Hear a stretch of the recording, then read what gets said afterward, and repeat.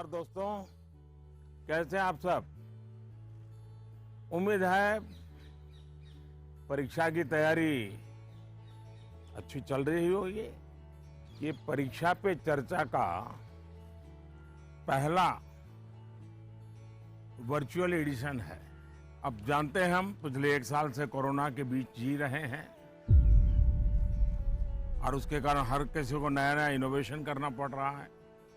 मुझे भी आप लोगों से मिलने का मोह इस बार छोड़ना पड़ रहा है और मुझे भी एक नए फॉर्मेट में आपके बीच आना पड़ रहा है और आपसे रूबरू न मिलना, आपके चेहरे की खुशी न देखना, आपका उमंग और उत्साह न अनुभव करना, ये अपने आप में मेरे लिए बहुत बड़ा लॉस है। लेकिन फिर भी परीक्षा तो है ही है। आप है, मैं हूं, परीक्षा है, तो फिर अच्छा ही है कि हम परीक्षा पे चर्चा कंटिन्यू करेंगे और इस साल भी ब्रेक नहीं लेंगे। अभी हम अपनी बातचीत का सिलसिला शुरू करने जा रहे हैं।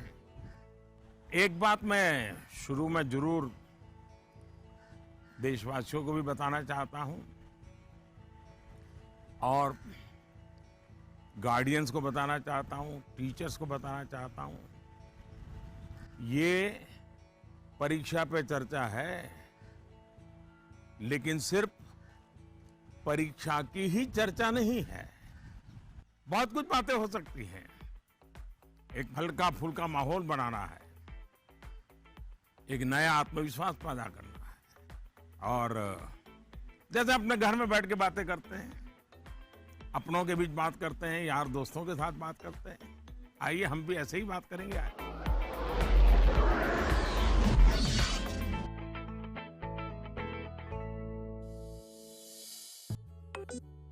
नमस्कार ऑनरेबल पीएम सर। नमस्कार नमस्कार। मेरा नाम यन पल्लवी है। मैं 9वीं कक्षा पढ़ रही हूँ। सर, हम अक्सर ऐसा महसूस करते हैं कि पूरा साल पढ़ाई ठीक चल रही होती है, लेकिन जैसे ही परीक्षा निकट आती है बहुत ही तनावपूर्ण स्थिति हो जाती है। कृपया इसके लिए कोई उपाय बताइए सर। बहुत धन्यवाद सर। धन्यवाद पल्लवी। मुझे बताया गया है कि इसी तरह का और भी एक सवाल है। सादर अभिनंदन आदरणीय प्रधानमंत्री जी। मेरा नाम अर्पण पांडे है। मैं global Indian international school Kuala Lumpur Malaysia में 12वीं कक्षा का छात्र हूँ। मैं आपसे अपनी भावी भविष्य की सफलता हेतु एक प्रश्न के उत्तर की आकांक्षा करता हूँ और आशा करता हूँ कि आप इसमें मेरा मार्गदर्शन करेंगे। मेरा प्रश्न है, परीक्षा की तैयारी के दौरान हमारे मन में आने वाले भय और तनाव से हम कैसे उभरे? कि क्या होगा अगर अच्छे अंक और अच्छा कॉलेज मिलेगा या नहीं? धन्यवाद। पल्लवी, अर्पण, देखिए आप जब ये फियर की, डर की बात करते हैं तो मुझे भी डर लग जाता है। अरे ऐसी कौन सी बात है जिसके लिए डरना चाहिए? क्या पहली बार एग्जाम देने जा रहे हो क्या पहले कभी एग्जाम दी नहीं? क्या आपको मालूम नहीं था कि मार्च महीने, अप्रैल महीने में एग्जाम आती है? सब पता है, पहले से पता है, साल भर पहले से पता है। अचानक तो नहीं आया है। और जो अचानक नहीं आया है, कोई आसमान नहीं टूट पड़ा है। इसका मतलब हुआ कि आपको डर एग्जाम का नहीं है, आपको डर किसी और का है। और वो क्या है? आपके आसपास एक माहौल बना दिया गया है कि यही एग्जाम सब कुछ है, यही जिंदगी है।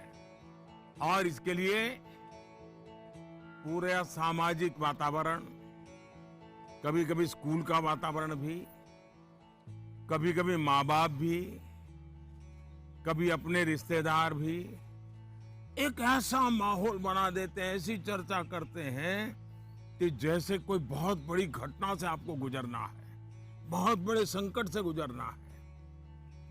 मैं उन सब से कहना चाहूंगा, खास करके मैं पेरेंट्स से कहना चाहता हूं, आपने क्या करके रख दिया है। मैं समझता हूं कि ये सबसे बड़ी गलती है। हम आवश्यकता से अधिक ओवर कॉन्शियस हो जाते हैं। हम थोड़े ज्यादा ही सोचने लग जाते हैं और इसलिए मैं समझता हूं कि जिंदगी में ये कोई आखिरी मुकाम नहीं है।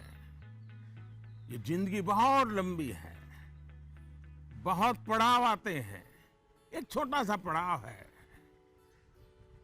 हमें दबाव नहीं बनाना चाहिए। चाहे टीचर हो, स्टूडेंट हो, परिवारजन हो, यार दोस्त हो। अगर बाहर का दबाव कम हो गया, खत्म हो गया, तो एग्जाम का दबाव कभी महसूस नहीं होगा। कॉन्फिडेंस फलेगा, फूलेगा, प्रेशर रिलीज हो जाएगा, डिक्रीज हो जाएगा और बच्चों को घर में सहज तनाव मुक्त जीना चाहिए। छोटी मोटी हल्की फुल्की बातें जो रोज करते थे वैसी करनी चाहिए। देखिए दोस्तों, पहले क्या होता था? पहले माँ बाप बच्चों के साथ ज्यादा इन्वॉल्व रहते थे और सहज भी रहते थे और कई विषयों पर इन्वॉल्व रहते थे। आज जो भी इन्वॉल्व रहते हैं वो ज्यादातर कैरियर, एग्जाम, पढ़ाई, किताब, सिलेबस, मैं उसको सिर्फ इन्वॉल्वमेंट नहीं मानता हूं। और इससे इन्हें अपने बच्चों के असली सामर्थ्य का पता नहीं होता है। अगर माँ बाप ज्यादा इन्वॉल्व है तो बच्चों की रुचि, प्रकृति, प्रवृत्ति इस सबको अच्छी तरह समझते हैं और जो कमियां हैं उन कमियों को समझ करके उसको भरने की कोशिश करते हैं और उसके कारण बालक का कॉन्फिडेंस लेवल बढ़ता है। उसकी स्ट्रेंथ माँ बाप को पता है, उसकी वीकनेसेस माँ बाप को पता है और उसके कारण माँ बाप समझते हैं कि ऐसे समय वीकनेसेस को बाजू में करो, स्ट्रेंथ को जितना बल दे सकते हो दो। लेकिन आज कुछ माँ बाप इतने व्यस्त हैं कि उन्हें बच्चों के साथ रियल सेंस में इन्वॉल्व होने का समय ही नहीं मिलता। इसका परिणाम क्या होता है? आज बच्चे के सामर्थ्य का पता लगाने के लिए पेरेंट्स को एग्जाम के रिजल्ट का शीट देखना पड़ता है और इसलिए बच्चों का आकलन भी बच्चों के रिजल्ट तक ही सीमित हो गया है। मार्क्स के परे भी बच्चे में कई ऐसी चीजें होती हैं जिन्हें पेरेंट्स मार्क ही नहीं कर पाते हैं। साथियों, हमारे यहाँ एग्जाम के लिए एक शब्द है कसौटी। मतलब खुद को कसना है। ऐसा नहीं है एग्जाम आखिरी मौका है, बल्कि एग्जाम तो एक प्रकार से एक लंबी जिंदगी जीने के लिए अपने आप को कसने का उत्तम अवसर है, एक अपॉर्चुनिटी है। समस्या तब होती है जब हम एग्जाम को ही जैसे जीवन के सपनों का अंत मान लेते हैं, जीवन मरण का प्रश्न बना देते हैं। दरअसल एग्जाम जीवन को गढ़ने का एक अवसर है, एक अपॉर्चुनिटी है, एक मौका है। उसे उसी रूप में लेना चाहिए। एक्चुअली हमें अपने आप को कसौटी पर कसने के मौके खोजते ही रहना चाहिए ताकि हम और बेहतर कर सकें। हमें भागना नहीं चाहिए। Honorable Prime Minister Ji, Vanakkam. I am Neelanand, studying 12th standard in Vivekananda Kendra Vidyalaya Metric Higher Secondary School, Kanyakumari. Dear sir, during this pandemic situation, after the online classes, we all get more free time than usual. I would like to know how can we make the best use of our free time. My thanks to our Honorable Prime Minister for giving this opportunity. वणक्कम। Mummy papa को पता चलेगा ना कि आप परीक्षा के समय में खाली समय की बात कर रहे हैं, तो फिर देखिए क्या होता है। खैर, मुझे ये सवाल बहुत अच्छा लगा कि आप एग्जाम के समय भी खाली समय पर ध्यान दे रहे हैं, खाली समय पे चर्चा कर रहे हैं। देखिए दोस्तों, खाली समय, इसको खाली मत समझिए। ये खजाना है, खजाना। खाली समय एक सौभाग्य है, खाली समय एक अवसर है। आपकी दिनचर्या में खाली समय के पल होने ही चाहिए, वरना तो जिंदगी एक रोबोट जैसी हो जाती है। दरअसल खाली समय दो तरह के हो सकते हैं। एक जो आपको सुबह से ही पता है कि आज आप 3 से 4 बजे तक फ्री हैं, या आने वाले रविवार को आप आधा दिन फ्री हैं, या आप 4 तारीख को छुट्टी है, आप दोपहर तक आपके पास कोई काम नहीं, आपको पता है। लेकिन दूसरा वो जिसका पता आपको लास्ट मोमेंट में चलता है। अगर आपको पहले से ही पता है कि मेरे पास खाली समय है, तो आप अपने पेरेंट्स या अपने बहन भाई से कह सकते हैं कि मैं आपकी हेल्प करूंगा। आपको क्या काम करना है, आप क्या कर रहे हैं, मैं क्या हेल्प कर सकता हूं। दूसरा, आप सोचें कि ऐसी कौन सी चीजें हैं जो आपको खुशी देती हैं। थोड़ा भारी भरकम शब्द है, स्वांतः सुखाय, जिसमें से आपको सुख मिलता है, आपको आनंद मिलता है, आपके मन को बहलाती हैं। आप ऐसा भी कुछ कर सकते हैं। अब आपने मुझे पूछा है, तो मैं भी सोचता हूं कि मैं क्या करना पसंद करता हूं। मैंने अपनी दिनचर्या में ऑब्जर्व किया है कि अगर मुझे थोड़ा सा भी खाली समय मिल जाए, और अगर झूला है, तो मेरा मन करता है कुछ पल में झूले पर जरूर बैठूं। बहुत थकान है और 5 मिनट का भी समय मिल गया, या फिर मैं कोई काम भी कर रहा हूं, तो अपने खाली समय में झूले पर बैठकर, पता नहीं क्या कारण है, लेकिन मेरा मन प्रफुल्लित हो जाता है।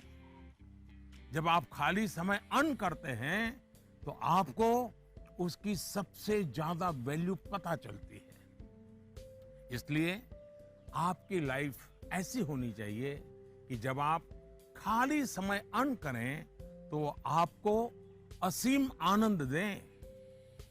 यहां यह भी ध्यान रखने की जरूरत है कि खाली समय में किन चीजों से बचना चाहिए, नहीं तो वही चीज सारा समय खा जाएगी, पता भी नहीं चलेगा, और अंत में रिफ्रेश रिलैक्स होने के बजाय आप तंग आ जाएंगे, थकान महसूस करने लगेंगे।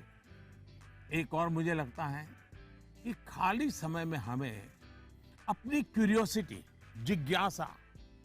जिज्ञासा बढ़ाने की और ऐसी कौन सी चीजें हम कर सकते हैं जो शायद बहुत प्रोडक्टिव हो जाएगी। आपकी माँ या पिता अगर खाना बना रहे हैं, उसे ऑब्जर्व कीजिए।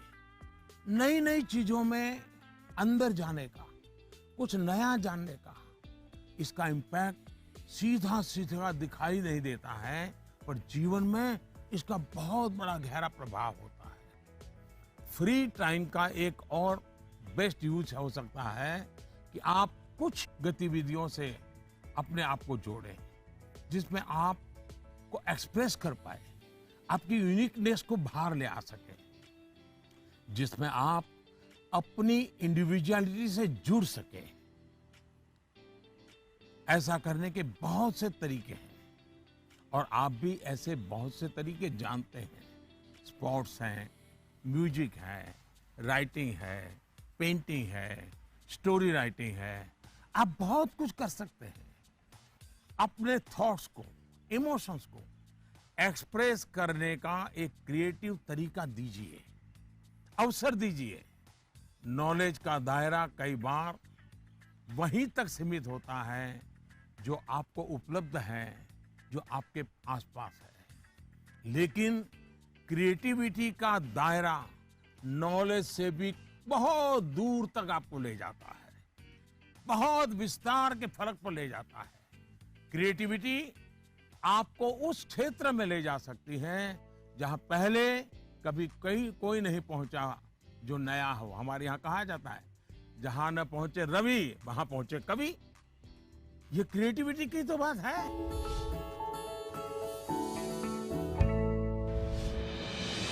With the world's largest COVID vaccination drive, India is leading the way. As the vaccine reaches every corner of the nation, do not forget the mantra, Dawai bhi, Kadai bhi. Let's continue our fight against COVID-19. Vaccination along with social distancing, sanitization and masks. Mask up, India! दवाई भी कड़ाई भी का मंत्र लिए vaccination की चल रही है लहर, गांव-गांव, शहर-शहर। लेकिन जब इतना किया है सब्र, तो थोड़े और समय रखें कोरोना पर कड़ी नजर। ना छोड़ें 2 गज दूरी, सैनिटाइजेशन और मास्क की सावधान डगर। रहें इस खतरे से सचेत हर प्रहर। कोरोना को हराना है तो मास्क जरूर लगाना है। Mask up, India! दवाई भी कड़ाई भी, और इसीलिए जब भी अपने घर से बाहर निकलें अपने मुंह और नाक को ढक के रखें। Mask up India.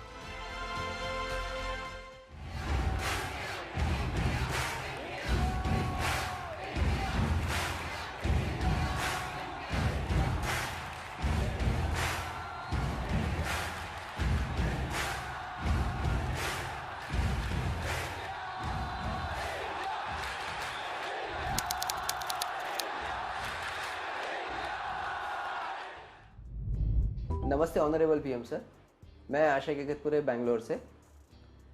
मेरा सवाल आपसे ये है कि बच्चों को गुड वैल्यूज सिखाने का सबसे अच्छा तरीका क्या है? धन्यवाद। मुझे एक सवाल जो आया है वो नमो ऐप पर आया है।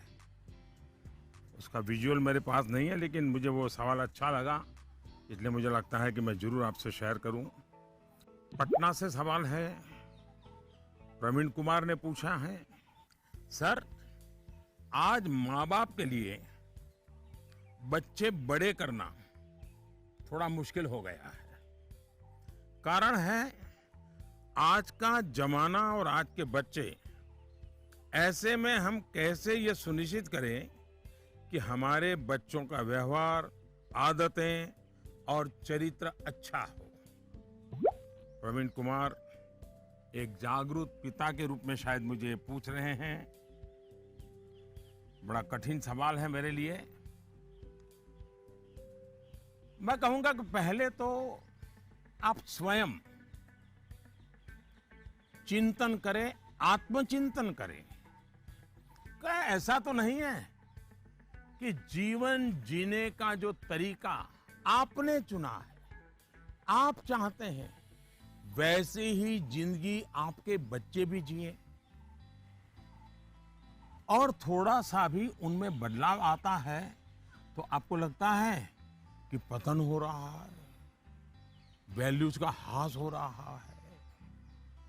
मुझे बराबर याद है, एक बार मैं स्टार्टअप से जुड़े हुए नौजवानों से मैंने एक समारोह किया। तो बंगाल की एक बेटी जिसने स्टार्टअप शुरू किया है अपनी पूरी कैरियर छोड़ करके, तो उसने अपना अनुभव बताया, वो मुझे हमेशा याद रहता है।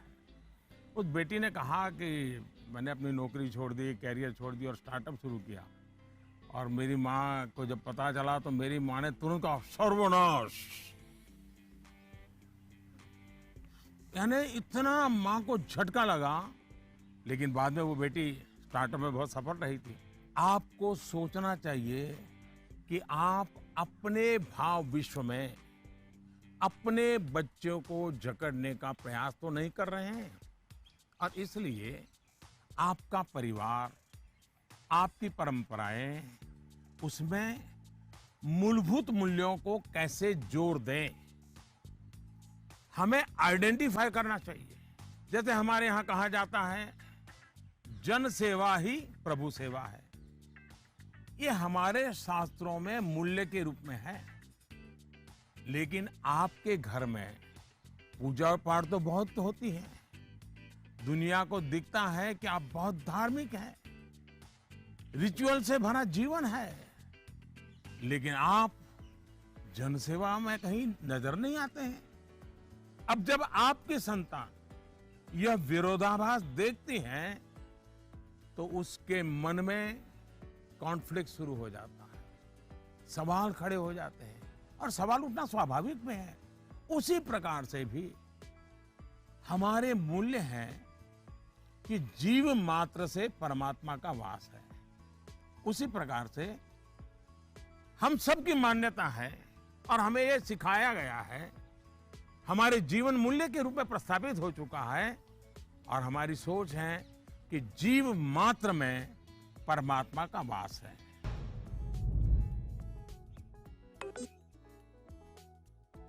नमस्कार सर, मैं प्रतिभा गुप्ता, कुंदन विद्या मंदिर लुधियाना से। सर, मेरा आपसे सवाल ये है कि हमें हमेशा काम करवाने के लिए बच्चों के पीछे भागना पड़ता है, तो हम कैसे उन्हें सेल्फ मोटिवेटेड बना सकते हैं ताकि वे अपनी चीजें खुद करें?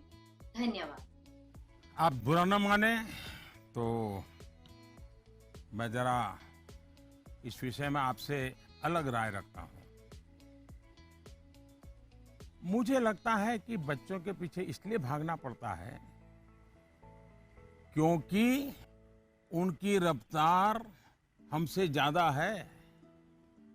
ये बात सही है कि बच्चों को सिखाने की, बताने की, संस्कार देने की जिम्मेदारी परिवार के सबकी है। लेकिन कई बार बड़े होने के बावजूद हमें भी तो जरा मूल्यांकन करना चाहिए। हम एक सांचा तैयार कर देते हैं और बच्चे को उसमें ढालने की कोशिश करते रहते हैं, और समस्या यहीं से शुरू होती है। हम इसे सोशल स्टेटस का सिंबल बना देते हैं। अक्सर माता पिता अपने मन में कुछ लक्ष्य तैयार कर लेते हैं, कुछ पैरामीटर बना लेते हैं, और कुछ सपने भी पाल लेते हैं। फिर अपने उन सपनों और लक्ष्यों को पूरा करने का बोझ बच्चों पर डाल देते हैं।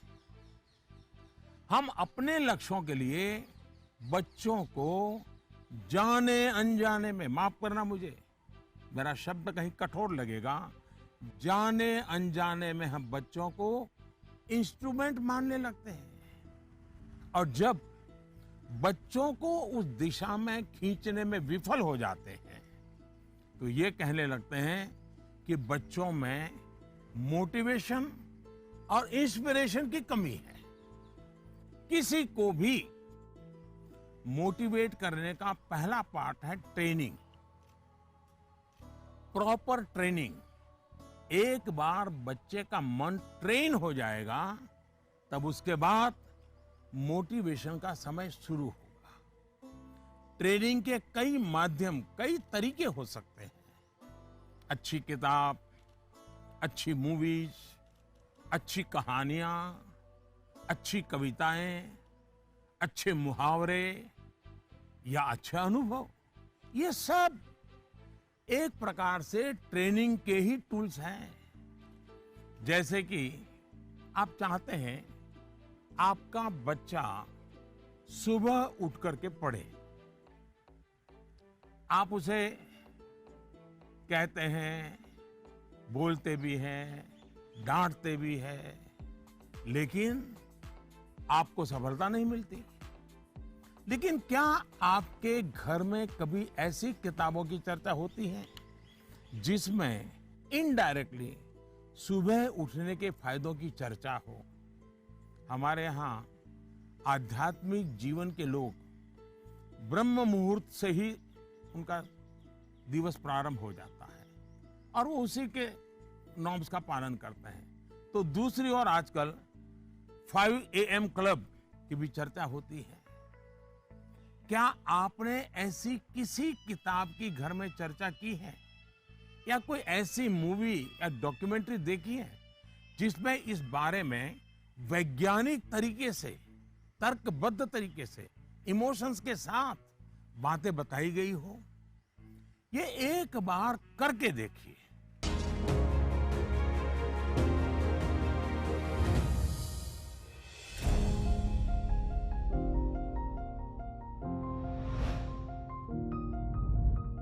दिव्यांका नमस्कार। दिव्यांका क्या पढ़ती हो? जी सर, मैं कॉमर्स की छात्रा हूँ। और पुष्कर की ही रहने वाली हो? जी सर। तो पुष्कर की कोई पवित्र चीज का मुझे वर्णन करोगी? क्या है पुष्कर की विशेषता? पुष्कर में एकमात्र ब्रह्मा मंदिर है। हाँ। और जो पुष्कर राज है वह 68 तीर्थों का गुरु है। अच्छा, ब्रह्मा का क्या रोल रहा है? जी, उन्होंने पृथ्वी को क्रिएट किया है।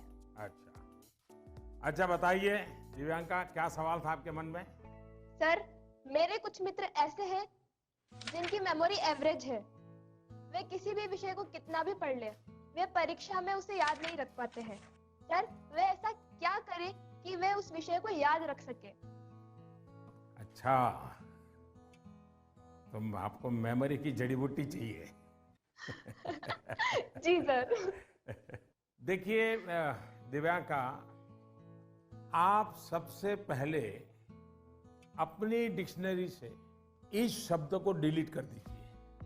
आप सोचिए ही नहीं कि आपके पास याद करने की शक्ति नहीं है। अगर आप खुद से जुड़ी कुछ घटनाओं को देखें तो आपको पता चलेगा कि वास्तव में आपको बहुत सारी चीजें याद रहती हैं। जैसे आपकी मदर टंग, क्या मदर टंग आपने किसी को बहुत ग्रामर के साथ पढ़ाया था क्या, सिखाया था क्या? नहीं सर। आपको याद हो गया? नहीं। क्या स्कूल में आपने सीखी या किताब में कहीं? जी नहीं। हाँ, ये सब सुन करके सीख ली। तो यही वो चीजें हैं, जरा सोचिए कि आपको जो पसंद है, क्या इन चीजों को याद रखने के लिए आपने कभी कोशिश की थी? वो बातें जिनसे आप पूरी तरह जुड़ गए हैं, मग्न हो गए हैं, वो बातें जो आपका हिस्सा बन गई हैं, आपके विचार प्रवाह का हिस्सा बन गई हैं, उन्हें आप कभी नहीं भूलते हैं। दूसरे शब्दों में कहूं तो ये मेमोराइज नहीं है, एक्चुअली ये इंटरनलाइज है। और इंटरनलाइज करना यही इसका एक अच्छा रास्ता है। और इसलिए आपको याद करने पर जोर देने के बजाय आपको उसे जीने की कोशिश करनी चाहिए, सहजता, सरलता, समग्रता के साथ। Namaste sir. नमस्ते। I am Shran Roy of class 10. I study in Central Model School, Barakpur, Kolkata. Sir, in the exam season, what scares us more is that what happens after exam. What will happen if our result does not come so good? Is failure in examination is actually the failure in our life too? अरे यार, ऐसा कैसे सोचते हो? हैं? अगर आप exam warrior किताब पढ़ते तो ये सारे सवालों के जवाब आप खुद ही लोगों को दे देते। लेकिन आपका सवाल महत्वपूर्ण है और शायद ऐसे सवाल बार बार उठते भी हैं और बार बार जवाब देने भी होते हैं। एक बार कहने से बात बनने वाली नहीं है। और मैं ये बात पूरे खुले मन से कहना चाहता हूं कि दुर्भाग्य से शिक्षा के क्षेत्र में और पारिवारिक जीवन में सोचने का दायरा इतना सिमट गया है। परीक्षा में आपके जो नंबर आए वो आपकी योग्यता का पैमाना नहीं हो सकते। भारत ही नहीं, दुनिया में आप ऐसे बहुत से सफल लोगों को देखेंगे जो क्लास में नंबरों में भले अच्छे नहीं थे, लेकिन आज वो अपनी फील्ड में सर्वश्रेष्ठ हैं। ये परीक्षा सिर्फ एक पड़ाव है। इस परीक्षा में नंबर कम आने का मतलब ये नहीं होना चाहिए कि आपके जीवन में बहुत बड़ा नुकसान हो गया। हाँ, भविष्य में आपको जिस एक चीज से आपको बचकर रहना चाहिए, उसके बारे में मैं आपको जरूर बताऊंगा। एक नई तरह की कुरीति आ रही है समाज में, जिसे हम डेस्टिनेशन फीवर कह सकते हैं। मतलब दूसरे अगर किसी एक डेस्टिनेशन पर हैं तो उन्हें देखकर अपना डायरेक्शन तय करना। आपका कोई रिश्तेदार कहीं जाकर सफल हुआ, आपको लगता है वहां जाकर आप भी सफल हो जाएंगे। कोई असफल हुआ तो आपको लगता है हम भी उसी फील्ड में गए तो असफल हो जाएंगे। हमें लगता है वो स्टूडेंट इस दिशा में गया, इस क्षेत्र में गया, ये बना, उस क्षेत्र में उसने ये नाम कमाया, तो हम भी वही करेंगे, तभी हमारा जीवन सफल होगा। ये सोच सही नहीं है दोस्तों। इसी सोच का परिणाम है कि बहुत से स्टूडेंट्स इतने तनाव में जी रहे हैं। आप जो पढ़ते हैं वो आपके जीवन की सफलता और विफलता का पैमाना सिर्फ यही एकमात्र नहीं हो सकता। आप जो जीवन में करेंगे वो आपकी सफलता और असफलता को तय करेंगे। आप लोगों के प्रेशर, सोसाइटी के प्रेशर, माता पिता के प्रेशर, इन सब से बाहर निकलिए। हमें पोटेंशियल को जानने के लिए मैदान में कूदना ही पड़ता है। मुझे लगता है कि आपको अपना जवाब मिल गया होगा। साथियों, मुझे बहुत अच्छा लगा आप सबसे वर्चुअली मिलने का मुझे मौका मिला। मैं आप सबका बहुत बहुत धन्यवाद करता हूं। वाकई मुझे बहुत आनंद आया। आप सबसे बात करना मेरे लिए भी एक उमंग से कम नहीं होता है, आनंद से कम नहीं होता है। मुझे लगता है कि आप सभी को भी जरूर उसमें से कुछ न कुछ बातें काम आएगी। जरूरी नहीं है कि मैंने जो कहा है उसी पर चलना चाहिए। सोचिए, अपने तरीके से सोचिए। साथियों, आज मैं आपको एक बड़े एग्जाम के लिए तैयार करना चाहता हूं। ये बड़ा एग्जाम है जिसमें हमें 100% मार्क लेकर के पास होना ही है। ये है अपने भारत को आत्मनिर्भर बनाना। ये है वोकल फॉर लोकल को जीवन मंत्र बनाना। मेरा एक आग्रह है, जब आपकी बोर्ड परीक्षाएं समाप्त हो जाएं, तो परिवार के लोगों के साथ मिलकर एक लिस्ट बनाएं। सुबह से लेकर रात तक आप जिन चीजों का उपयोग कर रहे हैं, उनमें से कितनी चीजें विदेशी धरती पर बनी हैं और कितनी चीजों में भारत मां की मिट्टी की सुगंध है, कितनी चीजें किसी देशवासी की मेहनत से बनी हैं।